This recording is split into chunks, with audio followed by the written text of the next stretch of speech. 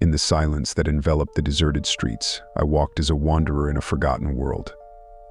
The city, bustling with life just yesterday, had now turned into a desolation, as if cursed by some unknown force.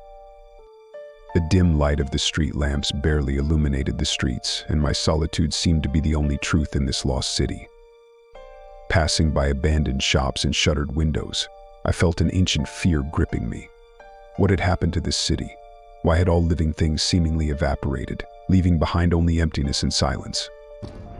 And then, from the dark corner, as if from the infernal abyss, I saw it. Something indescribable, a creature covered in disgusting slime, like a nightmare from the depths of Lovecraft's mind.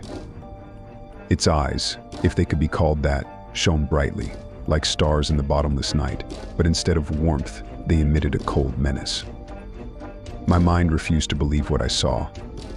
For the first time in my life, I felt weak and defenseless, like a puppet in the hands of some ancient god. The creature was slowly approaching me, its movements smooth like the sea waves, but hidden within their grace was a deadly threat. What was this creature? Where had it come from? Questions swirled in my head, but answers remained beyond my understanding. I tried to retreat, but my legs refused to obey, as if petrified with horror.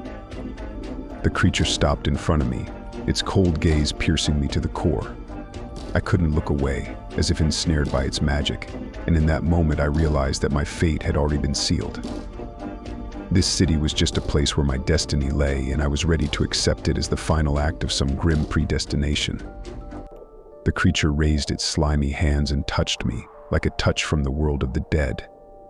Now I was part of its world, part of this endless darkness, and my essence began to dissolve into it, like a raindrop in the ocean.